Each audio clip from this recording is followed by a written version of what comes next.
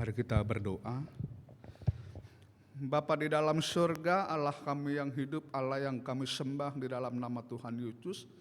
Kami bersyukur untuk anugerah dan kehadiran Tuhan dan pekerjaan Roh Kudus yang mengumpulkan kami di tempat ini bersama-sama untuk kami beribadah, memuji, menyembah, dan memuliakan nama-Mu. Kami sungguh percaya Tuhan Engkau hadir di tengah-tengah kami dan Engkau akan kembali meneguhkan, mengajar kami dengan kebenaran firman-Mu. Kami percaya akan kuasa firman Tuhan yang akan mengubah cara berpikir kami dan juga tingkah laku hidup kami sebagai orang Kristen untuk terlibat di dalam misi Tuhan Yesus Kristus. Tuhan, tolonglah kami di dalam segala keterbatasan kami supaya kami dapat memahami kebenaran firman-Mu ini. Dan kami juga berdoa sehati sepikir menolak mematahkan segala kuasa-kuasa iblis, roh-roh jahat yang mencoba mengganggu hati dan pikiran kami. Dalam nama Yesus kami tolak, kami patahkan kuasanya. Tuhan, hamba-Mu yang berdosa ini berdoa memohon, biarlah kiranya pengurapan hikmat daripada Tuhan menolong hamba-Mu di dalam penyampaian kebenaran firman-Mu pada pagi hari ini. Sehingga setiap kami semua Tuhan yang mendengarkan firman-Mu diberkati oleh Tuhan. Dan kami semua pulang dengan satu komitmen yang baru untuk kami terlibat di dalam misi yang Tuhan Yesus percayakan kepada kami. Sehingga ketika kami berjumpa dengan Engkau, ketika kami kembali ke surga, kami tidak pulang dengan tangan yang hampa ya Tuhan. Terpujilah Tuhan Allah kami yang hidup. Ini doa dan ucapan syukur kami. Dalam nama Yesus kami berdoa dan bersyukur. Amin. Silakan duduk Bapak Ibu. Shalom. Senang bisa berjumpa lagi dengan Bapak Ibu dan terima kasih untuk kepercayaan yang diberikan kepada saya untuk menyampaikan kembali firman Tuhan. Dan tema pada hari ini sangat bagus sekali, sangat menarik, yaitu tangan kosong pulangkah. Dan saya tadi begitu datang dikasih stiker sama Bapak Gembala SOS, Save One Soul, yang menjadi tema selama 3 tahun ke depan rupanya. Saya kira 1 bulan ini doang, tapi ternyata 3 tahun ke depan. Dan ini mengingatkan kita kembali apa tujuan daripada gereja ataupun juga tujuan daripada Tuhan selamatkan kita sebagai anak-anak Tuhan Yesus Kristus. Nah Bapak Ibu, saudara-saudara yang dikasihi oleh Tuhan, tadi kita sudah membaca firman Tuhan dari Matius pasal 25 ayat 14 sampai 30 dan kita akan belajar bersama-sama dengan tangan kosong pulangkah. Saya sangat percaya sekali Bapak Ibu saudara-saudara, kisah yang tadi Bapak Ibu baca tentang talenta itu bukan cerita yang asing bagi Bapak Ibu. Saya yakin sekali bagi Bapak Ibu yang sudah lama menjadi orang Kristen, cerita itu udah sering kita dengar. Tentang 5 talenta, 2 talenta, dan 1 talenta. Dan bagaimana kita mempertanggungjawabkannya itu di hadapan Tuhan. Nah sekarang Bapak Ibu saudara-saudara, saya ingin jelaskan terlebih dahulu latar belakang daripada kisah itu. Waktu Bapak Ibu baca dari Matius pasal 25 ayat 14 sampai 30, tolong jangan lepaskan itu dari pembacaan di dalam Matius pasal 24. Karena Matius pasal 24 dan 25 itu satu kesatuan. Maka kita kalau mau memahami apa yang Tuhan Yesus ajarkan dalam Matius pasal 25 ini, lihat dulu di dalam Matius pasal 24. Apa yang Tuhan Yesus sedang ajarkan di situ. Nah Bapak Ibu saudara-saudara yang dikasihi oleh Tuhan, dalam Matius pasal 24 dan 25 ini Yesus sedang mengajar tentang akhir zaman. Itu jelas sekali kalau Bapak Ibu lihat di dalam Alkitab itu judulnya khotbah tentang akhir zaman. Maka memahami talenta ini harus dikaitkan, dipahami dalam konteks pengajaran Yesus tentang akhir zaman. Itu sebabnya di dalam Matius pasal 24 ayat 1 sampai 36, Yesus mengajarkan tentang peristiwa-peristiwa apa yang akan terjadi di akhir zaman, yaitu tentang sebelum kedatangan Tuhan Yesus yang kedua kalinya. Lalu kemudian yang kedua yang Tuhan Yesus ajarkan adalah sikap dalam menanti kedatangan yang kedua kalinya. Jadi posisi kita sekarang ini, gereja Tuhan semua ini berada di dalam konteks akhir zaman. Dan kemudian Tuhan Yesus ajarkan kepada kita bagaimana sikap kita, bagaimana respon kita, apa yang harus kita lakukan selama kita menantikan kedatangan Tuhan Yesus yang kedua kalinya. Sampai di sini saya harap kita semua bisa memahaminya. Nah itu sebabnya Bapak Ibu Saudara-saudara, ini menjadi menarik di dalam Matius pasal 25 ayat 14. Kalau kita perhatikan ceritanya, Yesus mengajarkan seperti ini. Sebab hal kerajaan sorga sama seperti seorang yang mau berpergian keluar negeri. Nah, Yesus memberikan perumpamaan. Perumpamaan itu seperti ilustrasi gambaran tentang dia maupun juga tentang orang yang menjadi pendengarnya. Pendengarnya di dalam Matius pasal 24 ayat 3 itu adalah murid Yesus. Jadi Yesus ini mau memberikan pesan, mau memberikan pengajaran kepada murid-muridnya menjelang keterangkatan Yesus ke surga. Karena dalam Matius pasal 26 ayat 2, Yesus bilang setelah selesai dia ngajar ini, 2 hari kemudian dia akan ditangkap oleh orang-orang pada waktu itu, kemudian disalibkan, kemudian mati, dan kemudian bangkit dan terangkat ke surga. Jadi kita membayangkannya seperti ini. Yesus ini mau pulkam, tahu pulkam kan? Pulang kampung, mau pulang kampung ke surga. Lalu karena Tuhan Yesus mau pulang kampung ke surga, maka dia kasih perumpamaan kepada murid-muridnya. Ini loh, aku sudah kasih kamu talenta, aku sudah kasih kamu kuasa, aku sudah kasih kamu Roh Kudus. Maka apa yang harus kamu lakukan? Demikian juga dengan kita, Bapak Ibu, saudara-saudara yang dikasih oleh Tuhan. Nah, oleh sebab itu di dalam Matius pasal 25 ayat 14 sampai 30 ini ada pelajaran yang kita akan perhatikan bersama-sama, yaitu yang pertama, Yesus mau menekankan hubungan dengan Dia. Yesus mau menekankan tentang hubungan kita dengan Yesus.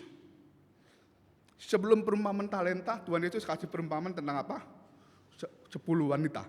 5 wanita bijak dan 5 wanita bodoh. Sebelumnya lagi Tuhan Yesus kasih ilustrasi apa? Hamba yang setia dan hamba yang jahat. Ini berbicara tentang hubungan. Hubungan antara hamba dengan Tuhan. Hubungan antara pengantin dengan wanita yang bijak. Dan kemudian dengan hamba dan Tuhan. Seperti itu lagi. Tentang hubungan. Dan yang kedua, Tuhan Yesus mau mengajarkan tentang kewaspadaan. Yesus mengajarkan kepada kita waktu akhir zaman ini. Kamu harus berjaga-jaga. Kamu harus bersiap-siap. Dan Tuhan Yesus juga mengajarkan tentang kesetiaan dan kebijaksanaan dalam mengemban panggilan Tuhan itu. Nah, masalahnya sekarang panggilan Tuhan yang Tuhan berikan kepada para rasul pada waktu itu, pada murid itu apa? Jawabannya adalah panggilan dalam pemberitaan Injil. Panggilan dalam misi. Kenapa bisa saya katakan demikian? Lalu kita lihat di dalam Matius pasal 24 ayat 14. Apa di situ kata Tuhan Yesus? Tuhan Yesus bilang, dan Injil kerajaan ini akan diberitakan di seluruh dunia menjadi kesaksian bagi semua bangsa. Sesudah itu barulah tiba kesudahannya. Jadi Yesus bicara akhir zaman. Dan Yesus bicara juga kesudahannya. Dia kasih perumpamaan, aku mau pulang kampung, mau pergi ke luar negeri. Dan aku akan kembali lagi. Itu berbicara tentang kedatangan Tuhan Yesus yang kedua kali. Kapan Tuhan Yesus datang yang kedua kalinya? Kalau Injil sudah diberitakan ke seluruh dunia. Amin. Kalau Injil sudah menjangkau semua bangsa, kalau Injil sudah diberitakan ke seluruh dunia, baru Yesus datang yang kedua kalinya.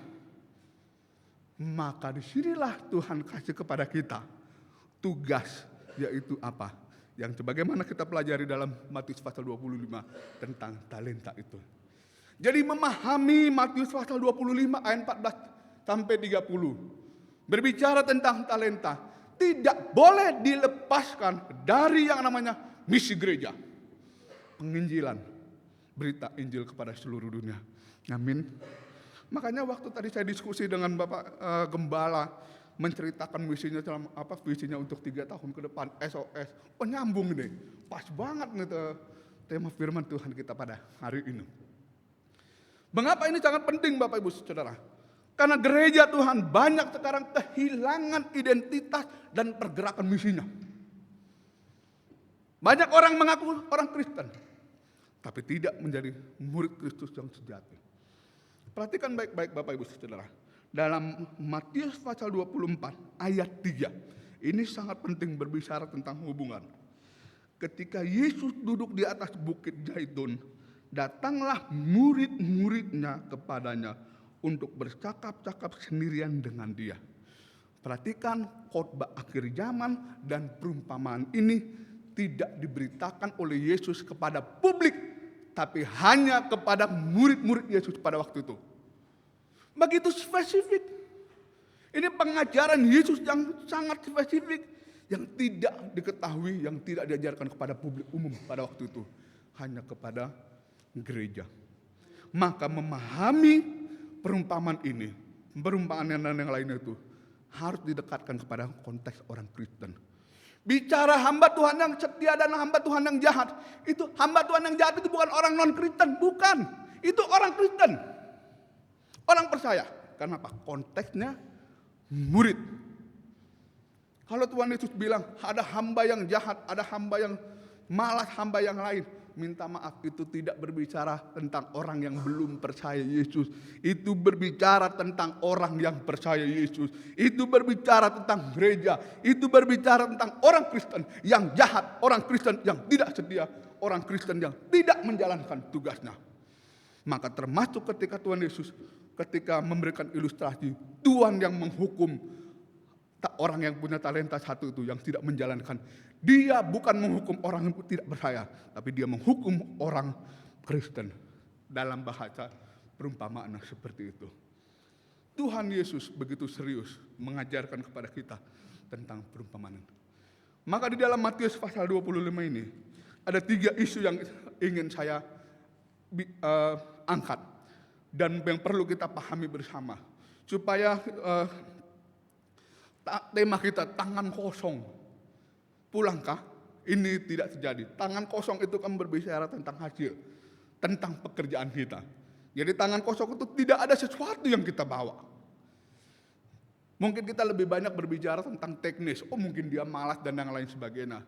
Tapi ada isu-isu yang lain yang perlu kita refleksikan, renungkan bersama dalam konteks kehidupan kita sebagai orang Kristen. Yang pertama, Bapak Ibu Saudara, saya sebut sebagai discipleship project, yaitu proyeknya Tuhan Yesus, proyeknya Allah. Ingat amanat agung, Tuhan bilang apa? Jadikan semua bangsa muridku. Jadikan semua bangsa muridku. Jadi proyek anugerah yang Tuhan berikan kepada kita, itu tidak berhenti sampai keselamatan kita. Udah sampai selamat, udah lalu jadi jemaat, jadi yang biasa saja, diam menjadi penonton, tidak seperti itu. Tapi proyek Tuhan Yesus itu masih terus berlanjut untuk membentuk kita menjadi murid Tuhan Yesus yang melayani Tuhan dan sesama kita. Amin.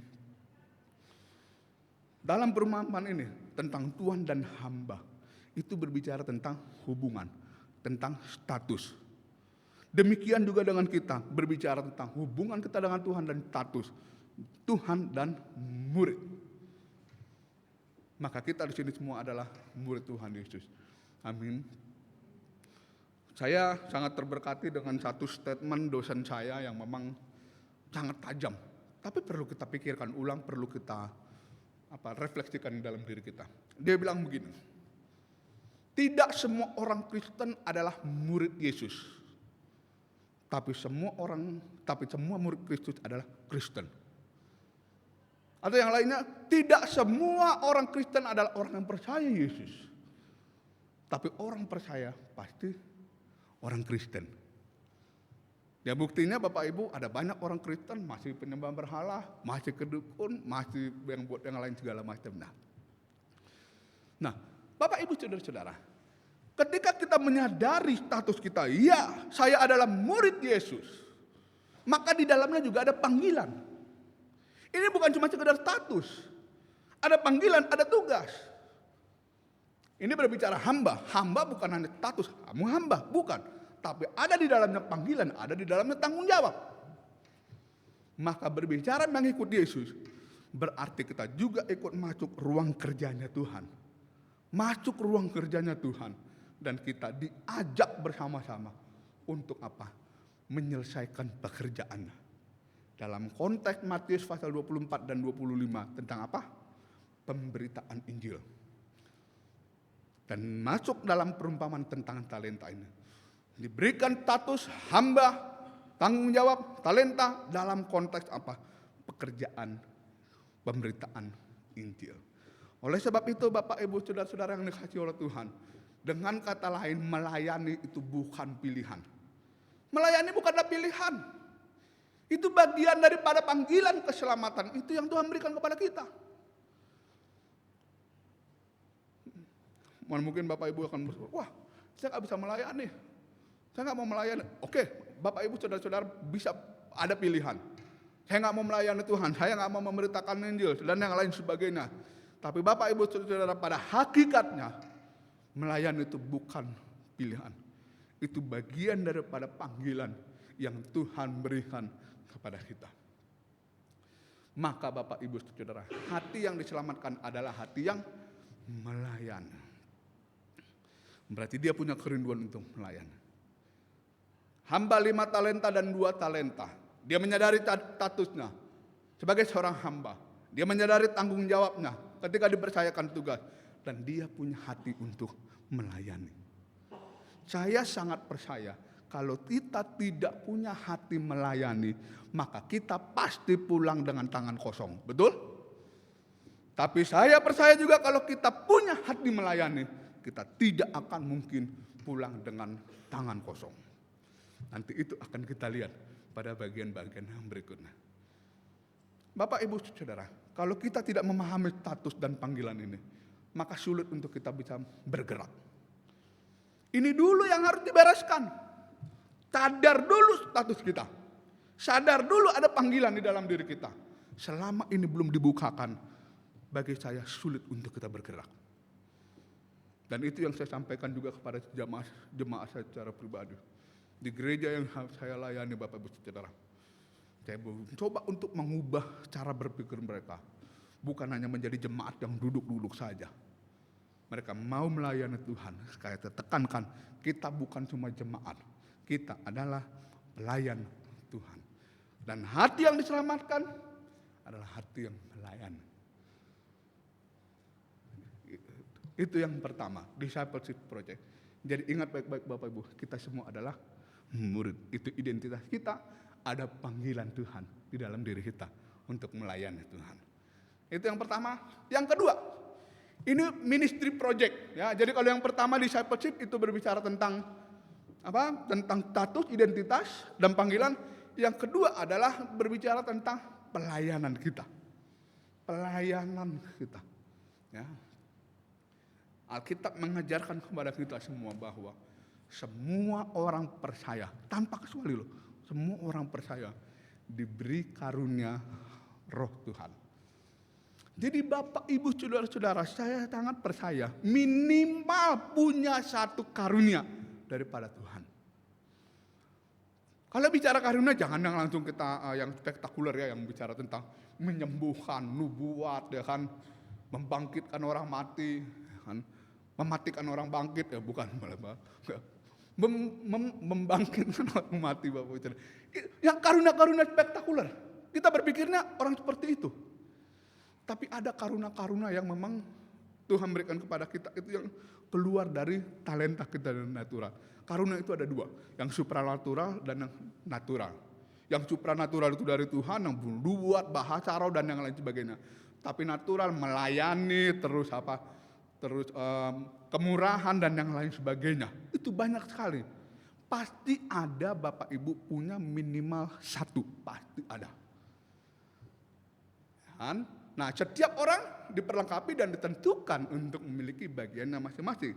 Kita lihat itu tadi di dalam Matius pasal 25 ayat 15. Ada yang dikasih berapa? 5, ada yang dikasih 2, ada yang dikasih 1. Kata Tuhan apa? Menurut kesanggupannya.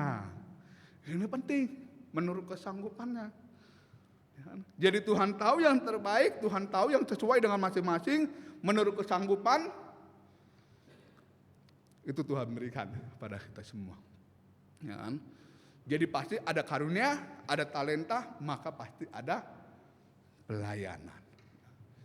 Nah, pelayanan seperti apa saja Bapak Ibu Saudara? Nah, saya mendapatkan gambar ini bagus sekali Bapak Ibu Saudara. Ya kan? Jadi semua orang Dari berbagai macam talenta, karunia, bakat, pekerjaan, itu semua masuk di dalam gereja. Ya. Ada yang punya bakat mungkin dalam komputer, itu talenta yang Tuhan bisa berikan.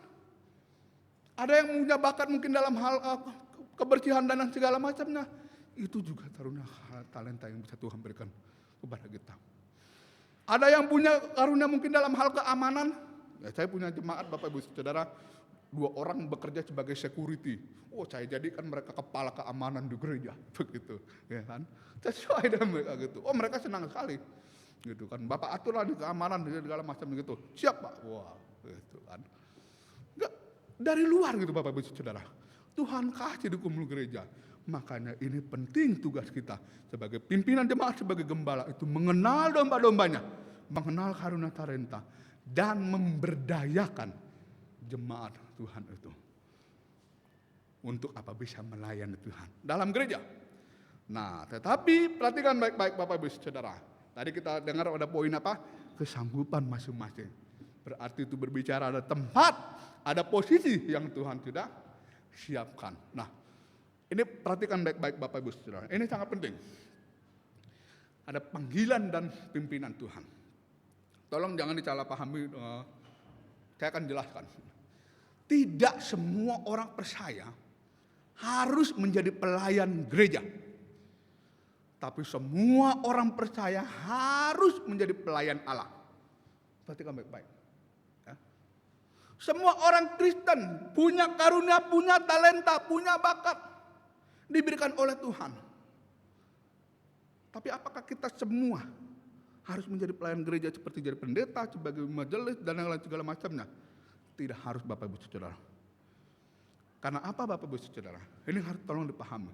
Saya tidak berkata bahwa berarti tidak semua orang harus menjadi melayani di gereja. Tapi melewat gereja kita akan menjangkau keluar. Nanti saya akan jelaskan. Jadi, tapi semua orang itu pelayan Allah. Karena gereja adalah salah satu tempat di mana kita bisa melayani. Di mana kita bisa menggunakan bakat talenta kita segala macam. Tetapi Bapak Ibu Saudara, Tuhan juga bisa arahkan kita keluar dimanapun kita ada, itu menjadi ladang pelayanan kita. Jadi tetap dari gereja, lalu Tuhan gerakan kita keluar untuk melayani Tuhan. Pimpinan Allah bagi setiap pelayan berbeda. Tapi kehendak Tuhan itu sama. Ada yang dipanggil Tuhan menjadi pendeta. Ada yang dipanggil Tuhan jadi misionaris. Ada yang dipanggil Tuhan jadi misionaris. Tapi kehendak Tuhan itu sama. Kemuliaan Tuhan, jiwa-jiwa diselamatkan. Amin. Ada orang yang dipanggil menjadi businessman. Ada orang yang dipanggil jadi dokter. Ada orang yang dipanggil jadi suster. Tapi kehendak Tuhan buat mereka semua sama, yaitu kemuliaan Tuhan dan jiwa-jiwa diselamatkan dimanapun mereka berada. Amin. Saya waktu di Filipina, Bapak Ibu Saudara, ditanya oleh seorang pemudi. Dia dokter gigi. Waktu dia mendengarkan khotbah tentang misi, dan dia bilang sama saya, "Bang, saya mau jadi misionaris. Tapi saya ini dokter. Gimana nanti orang tua?" Lalu saya katakan, "Kamu bisa melakukan pelayanan misi tanpa harus meninggalkan pekerjaanmu. Pekerjaanmu, tempat kerjamu itulah ladang misi engkau, dan engkau melakukan pelayanan misi di situ." Jadi dia tidak harus melayani di gereja. Dia bukan apa-apa di gereja. Dia bukan pendeta, bukan pengerja, bukan majelis, bukan pengurus dan yang lain sebagainya. Tapi dia adalah pelayan Tuhan di rumah sakit. Waktu di Indonesia kamu ketemu, lalu dia ke Kalimantan Timur. Dia telepon saya, dia bilang, "Bang, sekarang saya di Kalimantan Timur, di pedalaman Kalimantan Timur. Ngapain kamu di situ?" Saya di puskesmas, saya melayani sebagai dokter gigi, dan waktu saya melihat gigi-gigi di sana itu pada rusak, gigi orang tua dan gigi anak-anak itu pada rusak, hati saya terbeban untuk melayani mereka. Ini Bapak Ibu Saudara, dia melakukan pelayanan misi walaupun tidak di gereja, tapi di kliniknya. Ini yang saya maksudkan. Ya. Tidak harus menjadi pelayan gereja, tapi menjadi pelayan Allah dimanapun dia berada. Pimpinan Tuhan beda, tapi kehendak Tuhan sama. Oleh sebab itu saya memberikan gambaran seperti ini Bapak Ibu Saudara. Bahwa dia dari gereja semua itu bergerak keluar. Saya gambarkan itu gerejanya warna-warni. Berbicara tentang orang yang begitu berwarna-warni, talenta, karunia dan segala macamnya. Lalu Tuhan arahkan kita keluar melakukan pelayanan misi kita, pekabaran Injil kita. Baik melalui bisnis, Bapak Ibu yang bekerja di kantor itu adalah ladang misimu. Gunakan talenta, gunakan karunia yang Tuhan berikan kepadamu untuk melayani Tuhan. Bagi Bapak Ibu yang berada di dunia pendidikan sebagai sekolah, itu adalah ladang misimu. Beritakan Injil, bawa jiwa pada Tuhan. Gunakan talentamu. Amin. Jadi tidak harus talenta itu harus ada di satu tempat di gereja. Tapi di tempat-tempat yang lain juga Tuhan sudah siapkan. Sehingga apa, pelayanan misi kita luas. Tidak dibatasi oleh tempat. Amin. Itu yang kedua dan yang terakhir Bapak Ibu Saudara. Yang pertama tadi discipleship project. Bicara tentang apa? Status identitas kita. Yang kedua adalah apa? Ministry, pelayanan kita. Kecanggupan kita, talenta, tempat Tuhan sudah siapkan. Dan yang ketiga adalah result project, hasil. Ya kan? Tangan kosong pulang itu kan bicara hasil, ya kan? Dan terbukti ada yang talentanya 5 hasilnya berapa? 2 kali lipat, 10. Yang 2 talenta hasilnya berapa? 4. Yang 1 tidak ada hasilnya. Prinsipnya apa Bapak Ibu Saudara? Tuhan mengendaki pelayanan kita itu berbuah dan berhasil. Itu prinsip. Prinsip yang tidak bisa ditawar-tawar. Kalau enggak nanti Tuhan marah. Ya, tadi lagunya bagus itu sebelum firman. Saya baru pertama kali dengar, jadi belum hafal. Tapi lagunya benar. Kalau kita pulang ke surga, terus apa tadi katanya? Nanti ditanya gitu ya. Kau bawa apa gitu ya? Seperti itulah tadi yang saya tangkap gitu. Tapi ini benar. Bahwa nanti pada waktunya kita akan kembali kepada Tuhan. Waktu Tuhan Yesus datang. Ya, seperti tadi bilang, Tuhan pulang kampung terus balik lagi. Lalu dia tanya, apa yang kau kerjakan selama di dunia ini? Nah, tapi Bapak Ibu Saudara, bicara hasil, kita juga harus waspada. Jangan sampai kita punya pola pikir bisnis. Waktu kita melayani Tuhan, waktu kita mempergunakan talenta, bakat, karunia yang Tuhan percayakan kepada kita. Orang yang punya mindsetnya bisnis ini berpikir, apa untungnya kalau saya taat kepada Tuhan? Apa untungnya kalau saya melayani Tuhan? Apa untungnya kalau saya memberikan persembahan? Apa untungnya kalau saya melakukan yang lain sebagainya macamnya? Nah Bapak Ibu Saudara, ini yang punya satu talenta berpikiran seperti itu. Apa untungnya? Kalau nggak untung ya nggak usah lah. Nah, makanya Bapak Ibu Saudara berbahaya kalau kita mau taat sama Tuhan itu ada otak bisnis dalam kita. Apa untung ruginya? Kalau saya tidak salah ingat, saya pernah ceritakan kepada Bapak Ibu Saudara kasus yang di Amerika yang saya dengar. Ya, ada orang diajarkan kalau memberikan sepuluhan lalu nanti akan berlipat ganda, otak bisnisnya muncul gitu. Wah, bisa muncul 30 kali lipat, 60 kali lipat. Itu banyak orang salah tafsir itu. Bicara berbuah 30 kali lipat, 60 kali lipat, 100 kali lipat. Lalu dihubungkannya dengan ekonomi. Alkitab tidak mengajarkan tentang itu Bapak Ibu Saudara. Nah Bapak Ibu Saudara-saudara yang dikasih oleh Tuhan. Lalu kita lihat di sini, perhatikan baik-baik. Tujuan akhir dari result kita atau hasil bukan kesenangan kita, melainkan kesenangan Bapa di sorga. Hasil yang Bapak Ibu sehari yang kejar itu adalah kesenangannya Tuhan. Jangan sampai kita terjebak, oh ini hamba 5 talenta, dia punya hasil laba, untung dari 10. Bapak Ibu Saudara, yang membuat dia bekerja keras, melayani dan mendapatkan laba, bukan labanya itu yang dia kejar, tapi apa? Kesenangan tuannya. Perhatikan baik-baik. Hamba 5 talenta dan 2 talenta ini bekerja keras, melayani tuannya.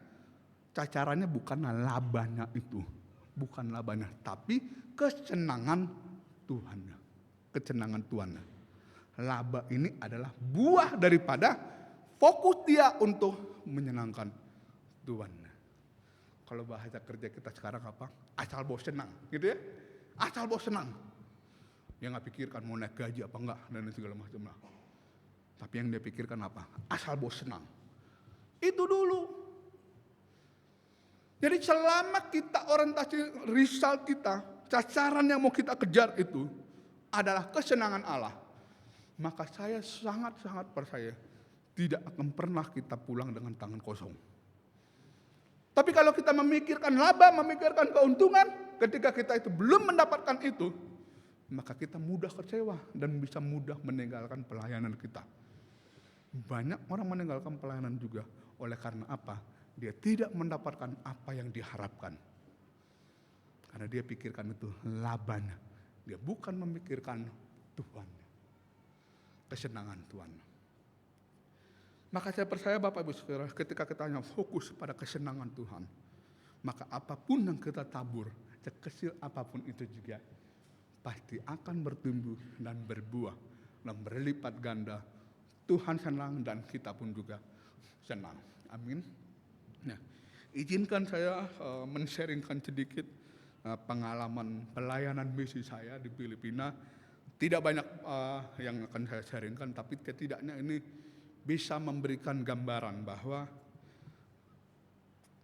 ketika kita fokus pada kesenangan Tuhan, pada visinya Tuhan, apa yang kita tabur sekecil apapun itu juga pasti akan berbuah.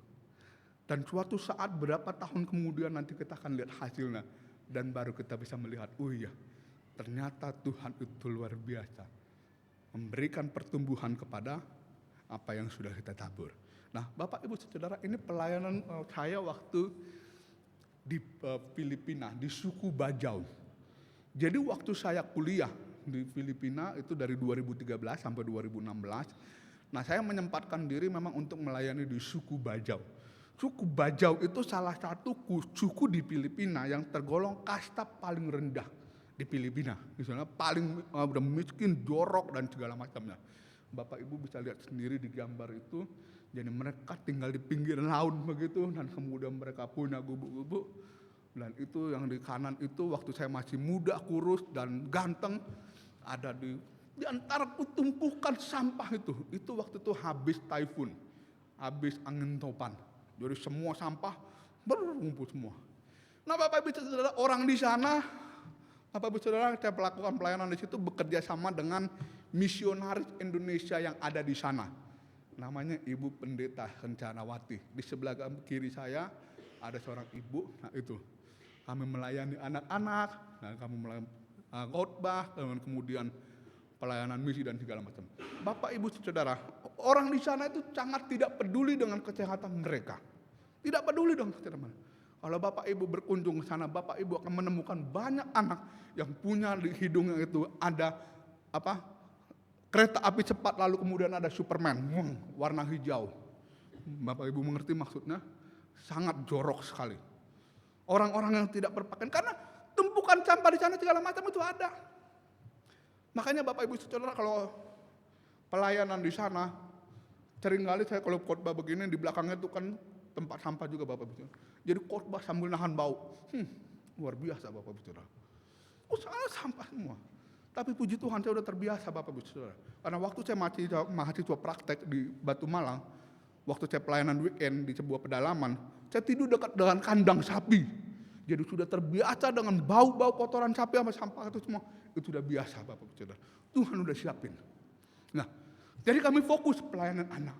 Fokus pelayanan anak, membantu misionaris sana, dan juga yang di sebelah kanan itu habis selesai pelayanan medical mission, pengobatan gratis. Saya bekerja sama dengan orang di gereja Indonesia yang ada di sana. Ada banyak dokter waktu itu, ada 17 dokter orang Indonesia yang lagi kuliah di sana. Kemudian kami sama-sama, saya waktu itu sebagai ketua tim medical mission melakukan pelayanan misi kesehatan ke situ. Kurang lebih 250 sampai 300. Setelah saya udah pelayanan sekali itu, sekarang setiap tahun mereka buat di situ. Jadi sekarang pun saya di Jakarta, gereja di Indonesia tetap melayani suku ini. Dan selalu ada setiap tahunnya melakukan pelayanan medical mission. Gitu.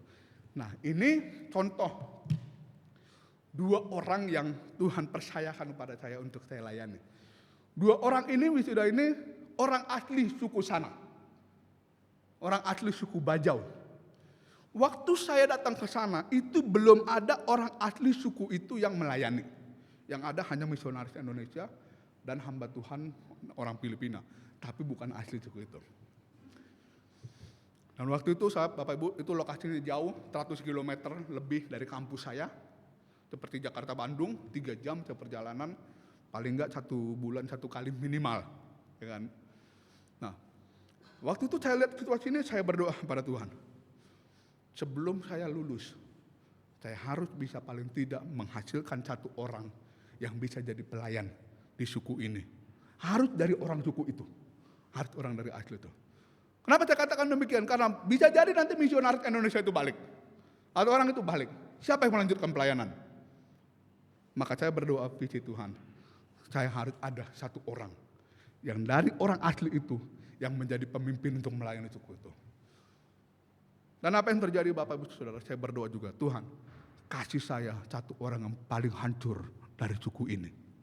Kasih saya 1 orang, 1 jiwa yang paling hancur. Karena bagi saya orang yang paling hancur adalah ladang yang subur untuk ditabur firman Tuhan. Dan ketika dia diubahkan, diselamatkan oleh Tuhan, dia jadi berkat bagi orang di situ. Amin. Tuhan kasih yang cowok itu Bapak Ibu Saudara. Ini yang cowok ini bandelnya minta ampun. Minta ampun. Sampai mamanya bilang, kau mati pun senang mami.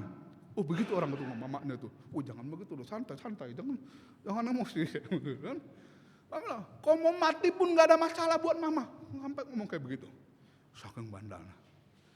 Tapi waktu Tuhan kasih jiwa, ini jiwa yang Tuhan kasih ke saya.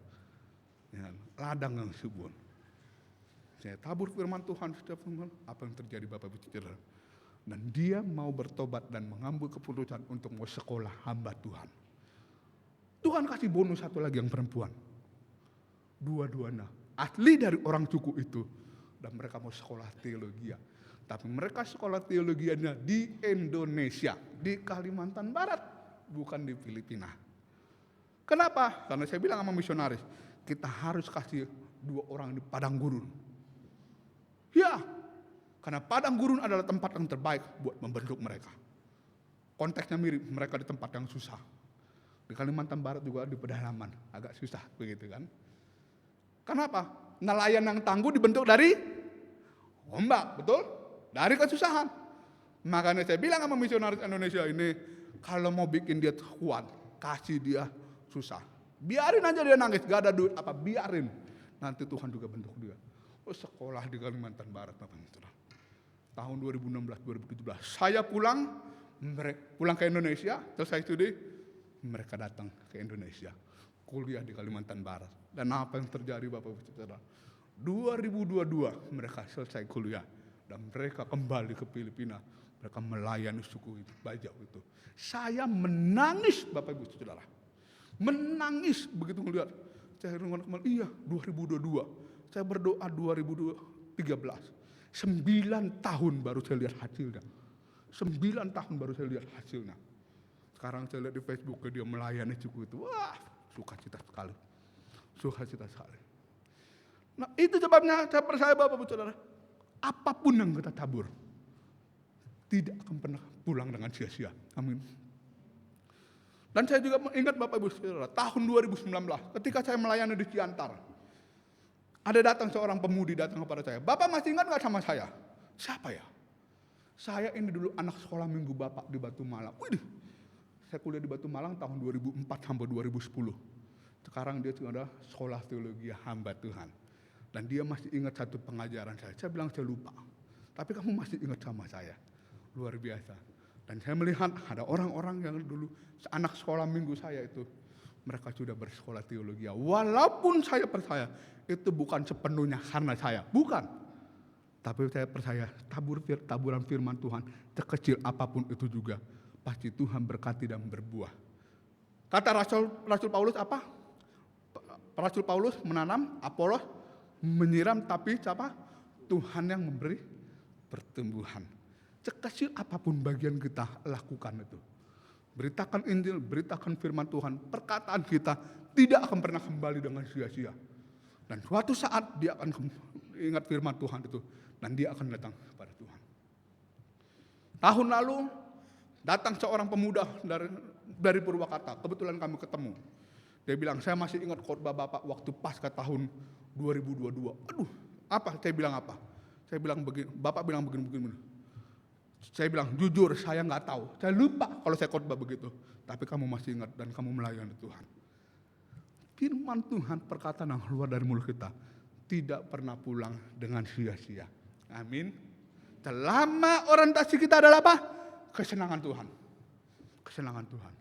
Lakukan apapun yang bisa kita lakukan untuk Tuhan. Amin.